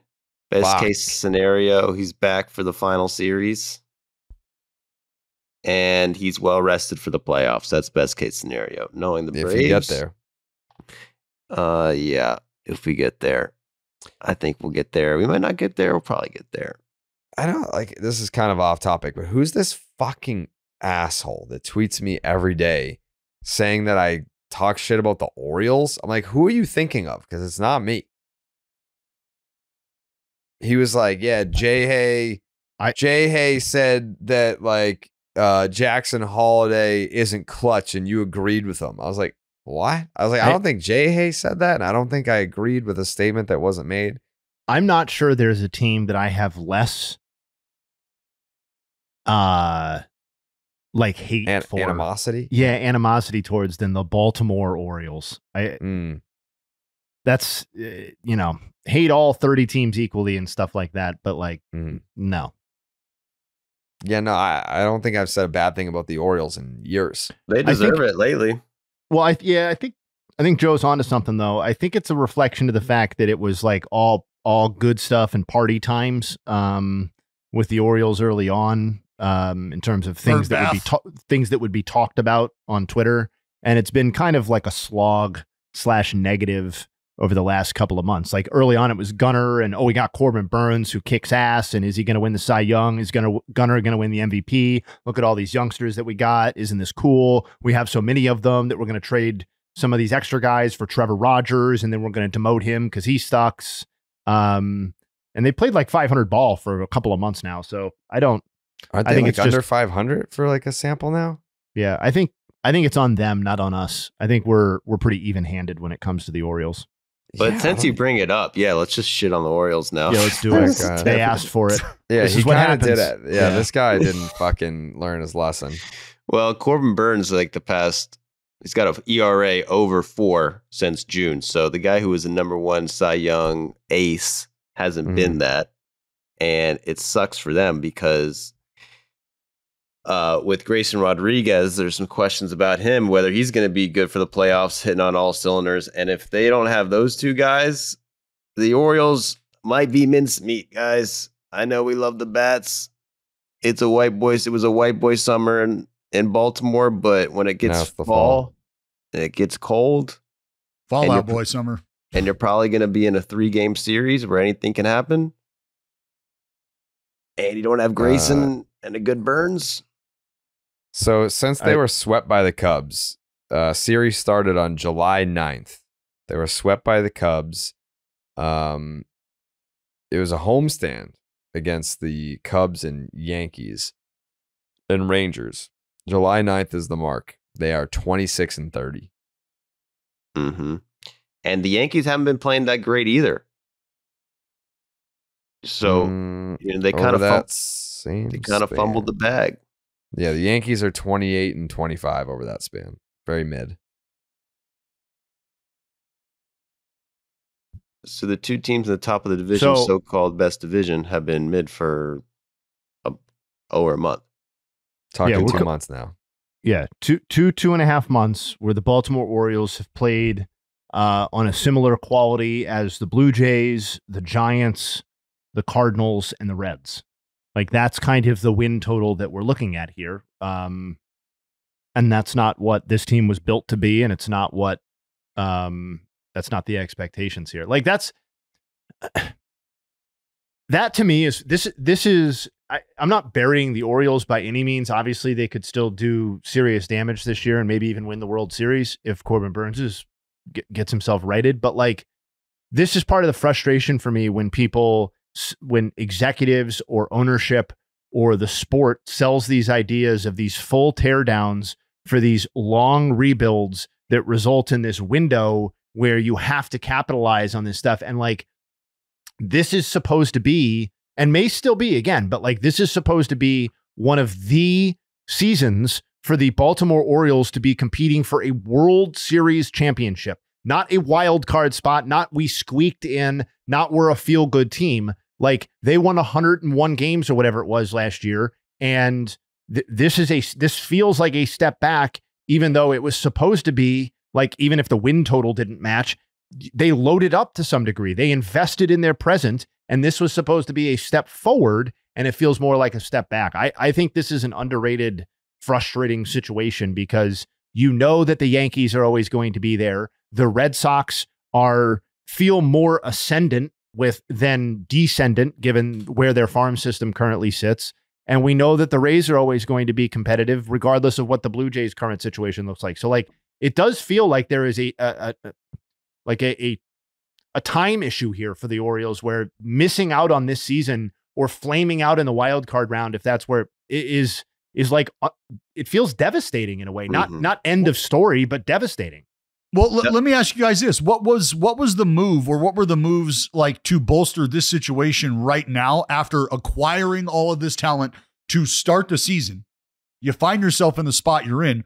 What did you do that you feel strongly about to supplement your current situation at that time? Go back to the deadline. What moves were made, or what sort of attention was paid to what was happening right now at that moment that would supplement what they're looking to do? Eflin was a good signing. Outside of Eflin, trade. I don't think their deadline was a success. I mean, the Trevor Rogers thing, it's hard to spin that in any other way than egg on the face at this point. Like, yeah, Eloy doesn't cost anything though. Like, I'm okay with Eloy as like a bench bat, occasional starter, but like Trevor Rogers, they traded like kind of real stuff for, in a way. Like, I know that those were guys who maybe didn't have future roles on this team, but it doesn't look great when Connor Norby goes and drops a 990 OPS in his first 19 games with the Marlins, and you DFA or demote Trevor Rogers, 3 weeks after trading for him. Well, I know he wasn't going to be the solution in the rotation, but you didn't acquire him for no reason. That being said, like, we know what the trade deadline was this past year, right? It was a lot of teams making moves that were like, I'm going to take a flyer on this guy and see if we can do something. It's that sort of thing. Maybe now you're saying, oh, maybe a Kikuchi would have looked pretty good here as opposed to making a move for Trevor Rogers. I don't know the details of those negotiations, but I do think it would be unfair to not seriously note that while this may end up a massive disappointment for the Orioles, like it's hard not to pin a lot of that on injuries. And I know that happens to every team, but like injuries and bad turn of events. Like this rotation, we talk about the Dodgers all the time. This rotation's devastated. And has been throughout the course of the season. Like John Means, we're expected to get him back. That's obviously not happening.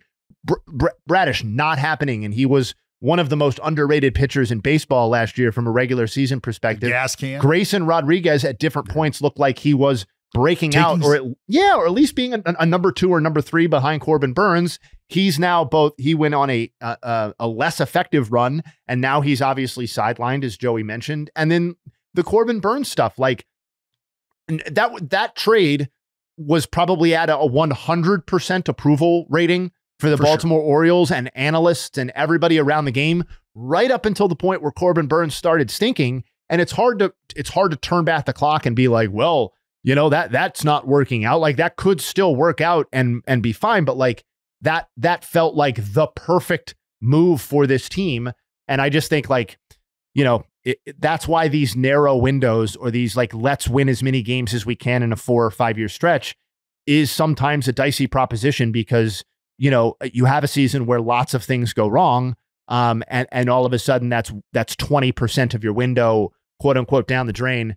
I know I'm naming a lot of things at this point, but the other thing that we haven't talked about at all on this podcast, like I think literally at all, during their downturn, has been how terrible, not bad, terrible Adley Rutschman has been offensively.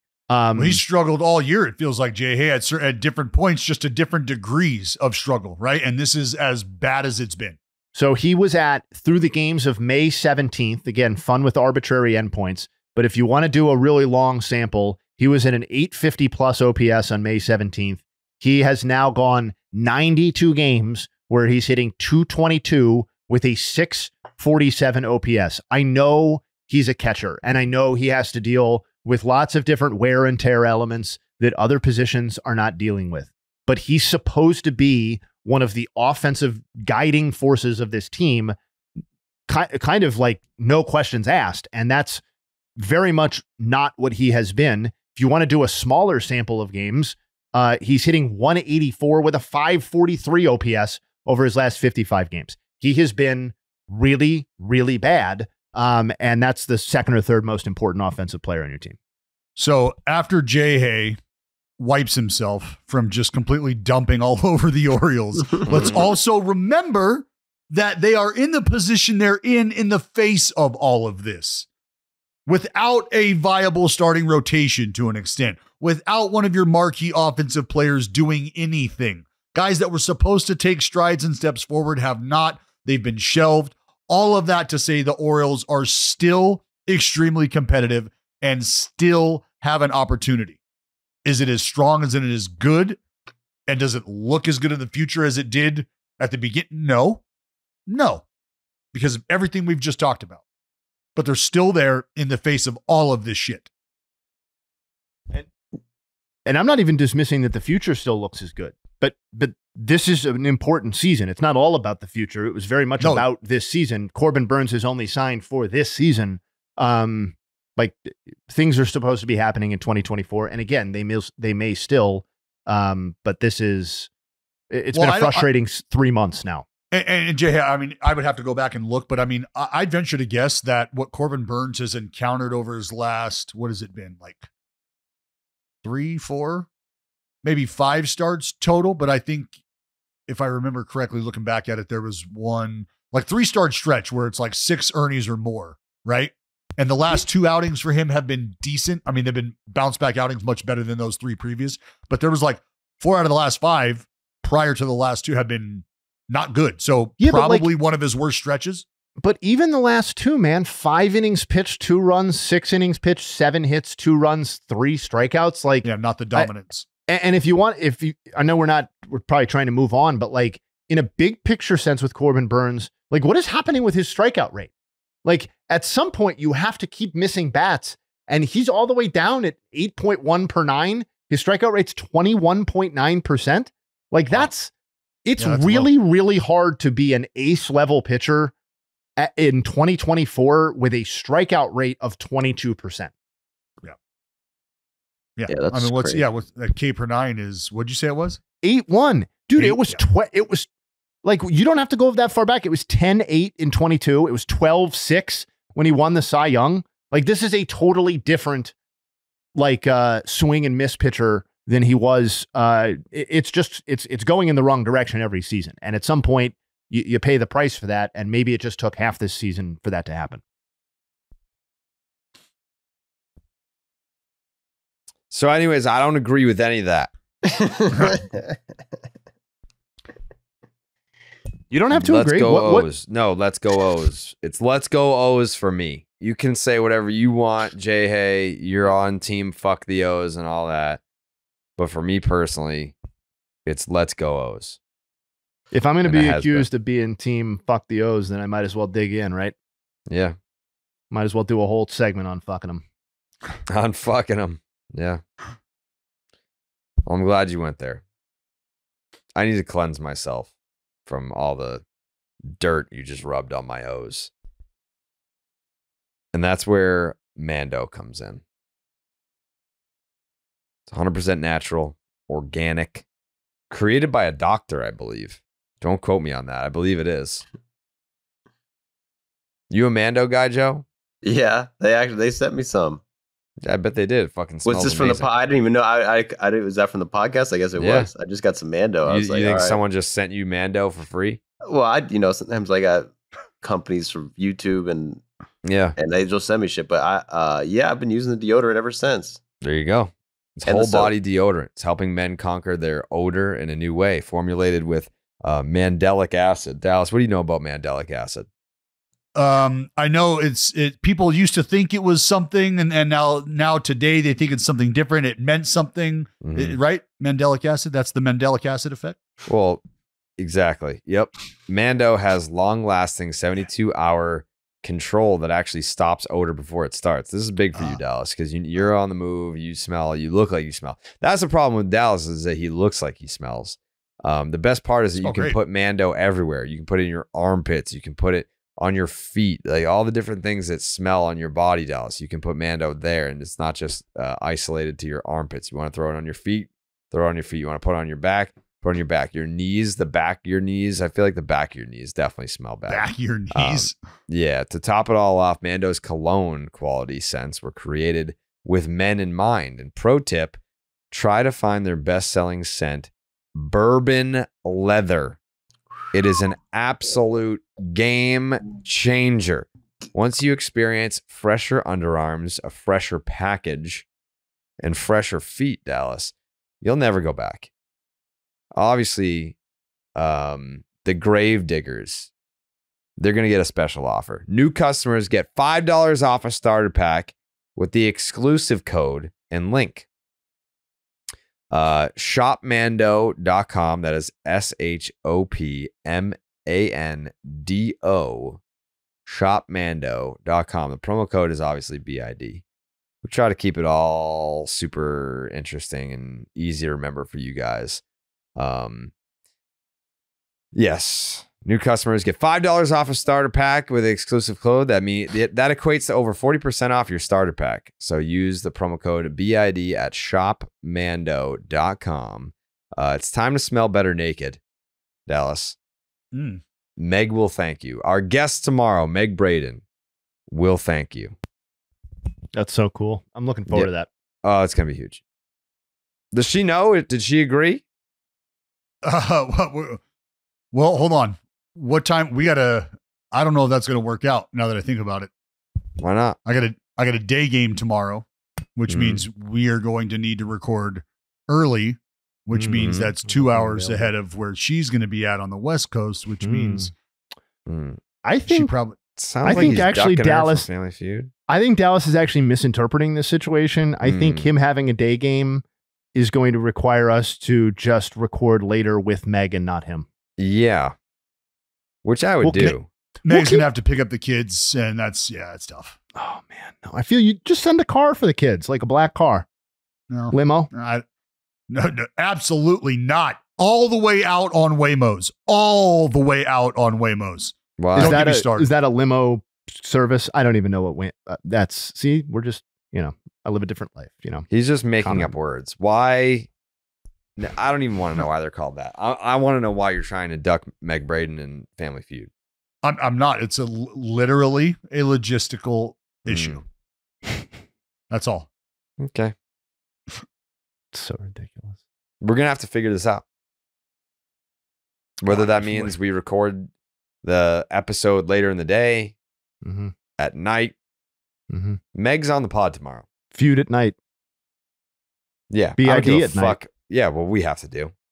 Meg Braden, Baseball is Dead, Thursday. BID after dark. It's going to be awesome. Yeah, I don't give a fuck. All right. I don't give a fuck either. Fuck it. Yeah. I mean, we can record the podcast in the morning and then record something later with Meg. Doable. Yeah, maybe it's a bonus pod. I don't know. We'll get the we'll get the ball talk out early, and then we'll get a Family Feud bonus episode with Meg out. Perfect. Don't threaten me with a good time. All right. Yeah, I'm not going to promise the people Meg Braden and not deliver. I mean, that's insane. It'd look bad. Make us look like bad on everybody. Assholes. Yep. Make an asshole out of me. We make an asshole out of everyone. That's the quote. Last thing from me here, the Sam Blum tweet was very funny. I know injuries are not funny, but the tweet was funny. The Angels announced that closer Ben Joyce is going on the IL with shoulder inflammation. He hadn't pitched in a while, and it was curious that he didn't pitch last night. Anthony Rendon is also going back on the IL. Like the fact that the amount of money that Anthony Rendon is receiving, the expectations that came along with Rendon when he first signed with the Angels, to now you are a footnote on someone else's injury tweet, basically. Like you can't even get, like he's so insignificant that he can't even get his own injury tweet. Never mind. Yeah, like never mind not being the headliner. Like if it should have been when he signed for that amount of money. If Anthony Rendon goes down, it's like we are fucked. Now it's just like, yeah, by the way, he's going back in the IL again. Anyways, in the midst of this Ben Joyce news, he's got 22 career homers for the Angels, and he has 12 IL stints. Ooh. Wow. That means he's just overcoming adversity every year. Despite the injuries, every year he still shows up and hits a couple home runs for the squad. No, he actually hit 0 homers this year. Yeah, so down year for Rendon, but you still got to tip your cap. He's been battling these injuries. It's a down year. I'm interested to see whether he can find a homer total below 0, because he's gone from 34 to 9 to 6 to 5 to 2 to 0. So the trend would suggest he needs to get to at least -1. I'd love to see him cost the Angels a homer in some way, shape, or form. Get innovative. They're going to stick Rendon out in left field, and he's going to have a ball pop off his do the Canseco thing, right? Yes. Yes. Right into the stand. Yes. They need to get like Carnival-esque with the ways they're willing to use Anthony Rendon, because we know at this point that you only have him for a precious short time in any given season. So let's put him to his best use. We're not here to win baseball games in Anaheim, so let's put on a show for the folks. Yeah. Yeah, that was it for me. Jayhay, who are we? Is there a Baines meter we're closing in on, or no? It's going to be close. It's going to be close. Do we have time? Well, that's the point, is that we are really getting that. I'm just so excited that we have a Baines meter to look forward to down the stretch, because, we may not have great races, but we are going to have, something that is the most important thing going on in baseball. Alex Bregman's at 38.5, which means that he's 0.4 from passing the Baines line. I believe 17, 18 games left, but as many people have accurately noted, he's not playing every day because he's a little banged up. So I think we may be looking at a first few days of 2025 Baines meter celebration, which is fine, because you know what that means in 2024? That it was Shohei Ohtani's year as far as the Baines meter goes. And in a lot of ways, that seems fitting in its own right. been a while since we heard that music. It is. I mean, it's been we got very spoiled with it last year with the parade of people passing, and maybe next year will look more like that with some of the names coming up. Yeah. Sounds feels good to hear it, you know? Yeah. Well, in fairness, I mean, Matt Chapman's, frankly, at this point, outstanding 2024 season has put him in a spot to do it in the very early parts of next season as well. So we could have two hot corner men crossing early in 2025, not to give everything away, but Corey Seager's also got it in his sights, given how good Seager is when he plays. So I'm really optimistic about what 2025 looks like from the Baines meter perspective. It's going to be big time. It's going to be huge. It's going to be huge. Yeah, the Trey Turner one is going to hit like crack. Another guy. Yep. I mean, we could have, listen, man. Multiple. Juan Soto is going to put himself in the conversation next season. We are going to have a parade of people. It's going to rival, some are saying it's going to rival 2023 as the greatest season in Baines meter history. So JT Real Muto could be a big time Phillies Baines meter party. I feel like JT Real Muto may end up a tragic case of maybe running out of gas right before you get to right before you get to the line. I'm not wishing that, to be clear. No, it's just you obviously have a sense for it. I do. And, lots of people message me and say, what was Juan Gonzalez thinking? You know what I mean? I think that still haunts a lot of people, and I would have to imagine that it haunts Juan himself. Juan gone. Gone is the opportunity to cross the Baines meter. Yep. In theory, and he could always come back. He could. It's just he may cost himself spots at that point. He may start moving the wrong way. Starling Marte's got a story or two about that. Yeah, he sure does. Joe, you don't have an injury report, do you? I got a couple injury notes. Okay. So we covered a few. Yamamoto coming back. Rendon. We got our eye on Grayson. That's the guy that I'm not worried about. I guess every injury worries me. I lose sleep at night. But Grayson, DeGrom is coming back, baby. He's been terrorizing these kids in the minor leagues. And his best friend, teammate, Max Scherzer, also coming back. I believe on Thursday, Kumar Rocker makes his first start. Wow. Then Friday, I believe it's DeGrom starting for the Rangers. And then I think Saturday, Scherzer's supposed to start. That's fun. That's fun for a team that's been not fun. Yeah. But as your Rangers fan, yeah, something to look forward to. And then the big news is the Braves, Ronaldo Lopez going down. I'm hearing rumors on Twitter that Ian Anderson might return. And that's kind of concerning for Braves fans because I don't think he's been lighting up the minor leagues by any means. But if you got a desperate times call for desperate measures, we're trying to get the gang back together, bring back 2021. Ian Anderson, some postseason starts, make some history. I don't know. A lot of things to be excited for as a Braves fan right now. I had the BD research department, shout out Mitchell, we went through the preseason projections, and the Braves have essentially lost, I think, 15 wins due to injuries this year, which is the difference between being, I think, the 4th best record in baseball right now to being the 10th, which is where they're at right now. And it's just, that's the worst part about the Braves injuries is like their rotation. They got so, I wouldn't say lucky, but fortunate to like resurrect Chris Sale to have the season he's having, and Ronaldo Lopez to have those two guys who have carried this team right now. Like our starting rotation, I say it all the time, it's better than it's ever been in this, AA era of, the last few years. Like if we had a healthy team lineup, like this would probably be the best Braves team in recent memory. And it's sad to see that the injuries are fucking us over every single day. Thank you, Joe. Still going to win the division. Mets will go away. That's also the funny part. The division? No, we're not going to win the division, but we will probably make the wild card. Yeah, just because, like I said before, the Mets will go away. Justin Havens, any Nugs today? I do. Before I get to the Nugs, just a heads up that for Underdog users, there's a CD Lamb free pick that's available until live now and available Lamb until chop. kickoff on Sunday. That's Right there. that's 0.5 total yards. That's the number. So he needs to get to 1 total yard. And That's going to happen. Yeah, the only way you can access that, of course, is by signing up at Underdog with the promo code Jared. CD Lamb. I know Dallas loves that. Few nuggets here.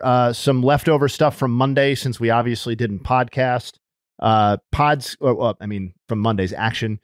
He's one of just 5 pitchers, Paul Skenes is, age 21 or younger, to produce a 20-start stretch featuring an ERA of 2.10 or lower and 150 or more strikeouts, along with Doc Gooden, Bob Feller, Vita Blue, and Frank Tanana. So still out there doing big things. Chris Sale, the current gap in F-WAR between the number 1 and number 2 pitchers in the NL, that's Sale and the Phillies guys, is 1.6. That would be the largest gap between 1 and 2 in the NL since 2015, when Kershaw had a 1.6. Also, WAR gap over Jake Arrieta. I know I dumped on the Orioles there, so to make it up a little bit, Anthony Santander knocked his 40th homer since the last time we podcast. He became the 8th switch hitter to produce a 40-homer season, joining Mickey Mantle, who did so a handful of times, Ken Caminiti, who was mentioned earlier, Todd Hundley, Chipper Jones, Mark Teixeira, Lance Berkman, who did so twice, Carlos Beltran, and then obviously Santander. Nobody had done it in 18 years, if you could believe that, a 40-homer season as a switch hitter. So he continues his kind of underrated, really, really strong season. The Reds, yesterday, they threw another shutout, and that is the first time throwing shutouts in consecutive road games for the Cincinnati Reds since May 9th to 10th of 2019. They did that one in San Francisco, and then, unfortunately for Dallas, in Oakland. Griffin Canning became the first Angels pitcher since Bartolo Colon in 2005, 19 years ago, to allow 10 or more runs and 3 or more homers, but somehow 9 or fewer hits. So the hits that Griffin Canning gave up last night, he really made count. Salvador Perez is the 4th catcher in the wild card era with multiple 100 RBI seasons. He crossed that threshold last night, along with Mike Piazza, who had 5 such seasons, Victor Martinez with 3, and Javi Lopez with 2. Andrew McCutchen, another vet, popped his 20th homer. That's his 10th season with 20 or more homers. He's one of 5 active players with 10 or more such seasons, along with Stanton, Goldie, Freeman, and Harper. Kiter Montero threw a Maddox last night, a complete game shutout, quote unquote, in fewer than 100 pitches. He is the first Tigers pitcher to do that since David Price in 2015. And at 24 years and 66 days old, obviously they do not have pitch count totals for the history of baseball, but he is the youngest pitcher to do so in franchise history on record. So a pretty impressive start there. Seth Lugo became the 2nd Royals pitcher ever and the first since Goobs on August 17th, 1986, to have a start with 0 runs, 0 walks, and 10 or more strikeouts against the Yankees. And then the truly meaningless stat of last night, Pablo Lopez became the first pitcher in Major League Baseball since Shane Reynolds in 1995 to have a start featuring 10 or more strikeouts and 0 earned runs, but at least 4 runs allowed. The Twins won the game, but kind of an interesting split there. And then 3 pitchers on some hot streaks going. Hunter Brown has a 1.22 ERA since August 1st. That's the lowest ERA among qualified starting pitchers in baseball over that span. Bowden Francis, who we've highlighted on this podcast before, is also going. He's got a 1.58 ERA over his last 6 starts. And Michael King has a 2.14 ERA over his last 11 starts. And those are the Nugs. Tasty. Tasty as always. Thank you so much. Check out the Bobby Witt piece on YouTube if you haven't yet. Thanks for listening. And subscribe. Subscribe to the YouTube subscribing is probably the most important part. Thank you. Dallas, do you have any final thoughts? Yeah, Kumar Rocker. Kumar Rocker making his appearance in the big leagues. Remember, this is a dude who was drafted in the first round twice in back-to-back years, has dealt with some injuries and shit. But over the course of this season, he's made stops at 3 different levels, obviously getting out of the Arizona League. But he made 5 starts in Frisco, which is AA, to the tune of a .46 ERA, 13.3 K per 9. Went up to Round Rock AAA, made 2 starts there, 1.80 ERA, 10 innings, 4 hits allowed, 18 punch outs, and just 1 walk. So for Kumar Rocker over 3 levels, it's a 1.96 ERA. It is a 13.5 K per 9, and he will be joining the big league club. Joseph, any final thoughts? No, I already gave my final thoughts. Just the injury report. Yeah. Okay. Jayhay, did you have anything on top of the Nuggs? Nope. I'm all set. Jake's takes? Just can't wait to have viral sensation Meg Braden on the pod tomorrow. Should be an all-time episode, so make sure not to miss it. Yep. You do not want to miss that. Mark your calendars. Meg Braden, Family Feud tomorrow. Yeah, I don't think I have any other topics that I wanted to hit on. Did I? No? No. I'm good too. All right. Thanks for watching. Thanks for listening. We'll see everyone tomorrow for the Baseball is Dead debut of the most famous Braden, the biggest Braden in all of entertainment, Meg Braden. We'll see you there. Wow.